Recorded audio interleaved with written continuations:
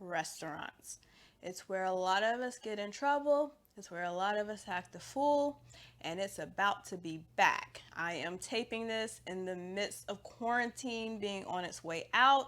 Lots of cities are starting to reopen and get back to business.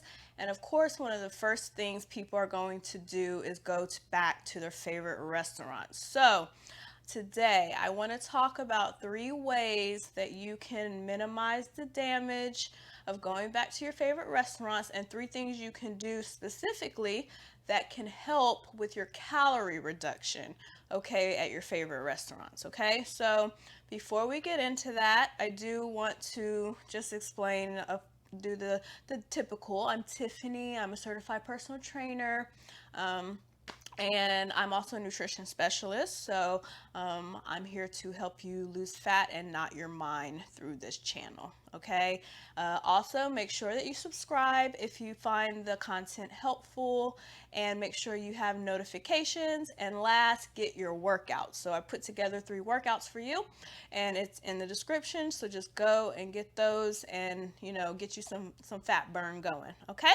So let's go ahead and get into the topic for the day. Okay. As I said, restaurants is one of those things where, even if you're the most disciplined of people, sometimes just going to the restaurant will make you a whole new person. We get excited being around our friends, or, being on a date or whatever, and we just kind of lose a little bit of our senses a little bit. So I just want to talk about, a few ways that you can go in with a plan and to make it, better. Okay, so the very first thing is actual planning, and that is what I call menu stalking. So it's very simple. You just look at the menu before you actually go in the restaurant. So I call it menu stalking because clearly you're stalking the menu. When we get to a restaurant, we're usually just given the menu, and we're kind of in a rush. And, we pick something based on just what we kind of like in general, or we just get something that we feel comfortable with.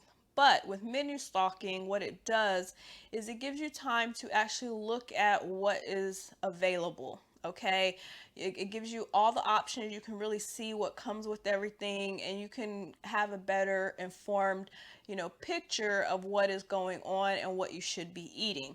What this does for your brain is you automatically are more in a mode of commitment. Okay, so just by saying, I am going to go in and I'm going to have the salmon, you are way more likely to get the salmon than if you go in and see like the burger or whatever else you consider more unhealthy, and get that instead. Like you're more prone to get the more unhealthy thing. But just by making the decision and making the dedication, you're definitely going to stick to it a little bit better. Okay. Another benefit of this is it will surprisingly make you a more excited eater because you're going to try new things. As I said, we're usually forced to kind of rush when we're picking things, but looking at the menu in advance, you can have a few different options. Okay. You can pick that one thing that time, but then when you go back, you can try another option. And what you'll find is that you're trying new things as you go because you're trying more healthy things. Okay. So that's the first point. Oh yeah, and I always like to say, this is a chat, so I have my notes in front of me and everything. Oh yeah, and then I put a note about planning in general is just something that's beneficial for fitness. So that goes for your workouts or anything else, okay? Even for success in general. Like the more you plan for something, the better off you're going to be. So if you plan to get a certain menu item, you're very much more likely to actually do what you want to do. Okay? So that is point number 1. Number 2 is to watch your coatings. Okay. So, what I mean by this is a lot of times people associate certain foods with being healthy. Okay. And for the most part, it's true. But when you're going to restaurants, you really want to pay attention to the makeup of what is coating the thing. So, is it doused with sauce?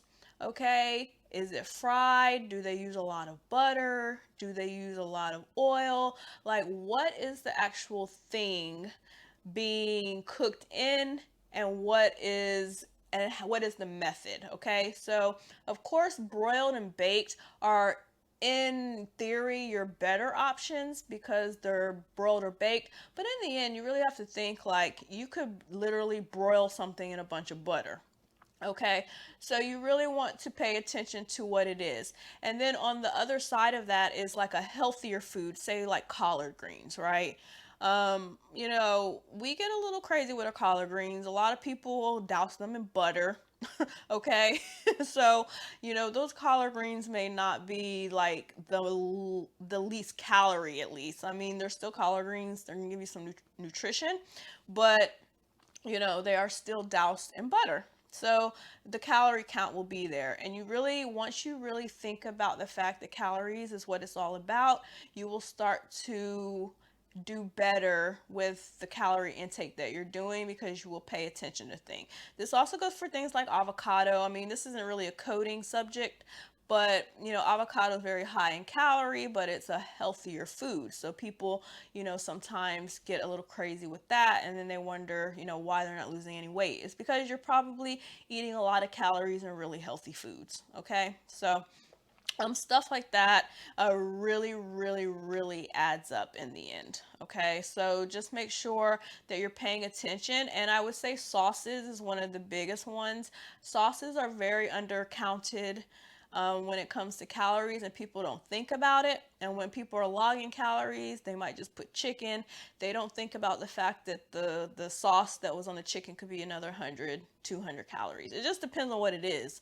But I'm just saying, just be mindful that sauces and everything, breading, it have breadcrumbs on it, stuff like that, does make a difference in your calorie count. So when you go to restaurants, you want to be looking for options that are most basic if possible. Okay, so that is number two.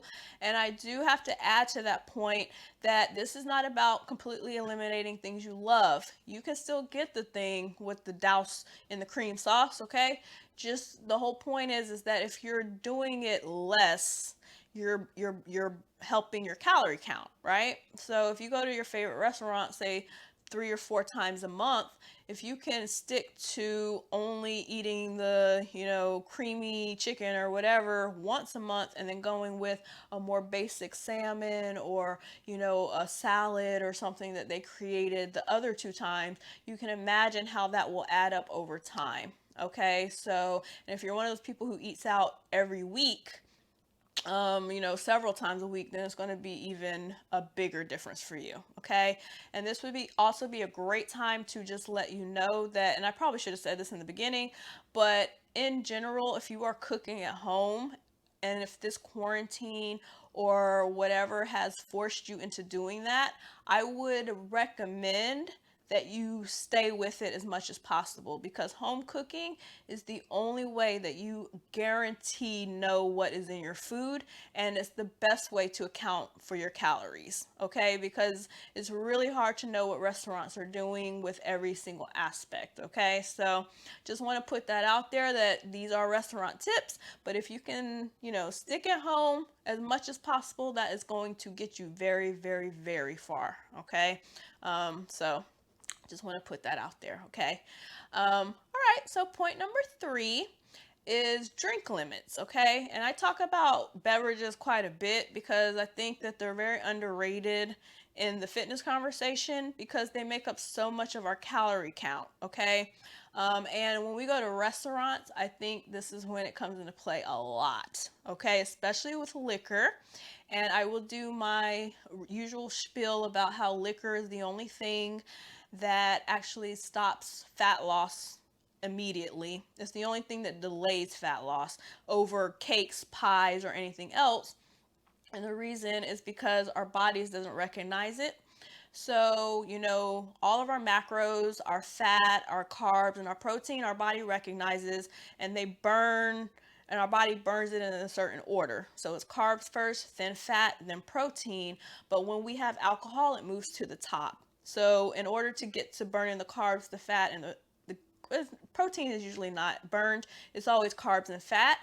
In order for those to be burned, we got to get through the alcohol. So it's actually delaying the actual process of burning fat and calories and stuff. So because of that, it is one of those things like that is the less you drink, the better. Okay, so if you're drinking 2 or 3 drinks when you go out, try to cut back on it. Go in with a number, just like with the planning of the food. Say, I'm going to have 1 glass of wine, or it's a super special occasion, and everybody else is probably gonna have 4 or 5, or just get real lit.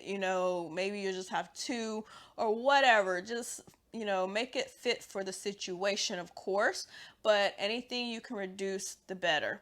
And alcohol is very high in calorie already, so like an ounce and a half is almost 100 calories. Things like 83 calories, just for 1.5 ounces, which is your standard pour. It's a very little amount. Most of us go way over that, and then we also add a lot of sugars to it, and juice and all that stuff, because most of us don't want just straight liquor. We like mixed drinks. So you're looking at, on the low end, 200 calories for a drink.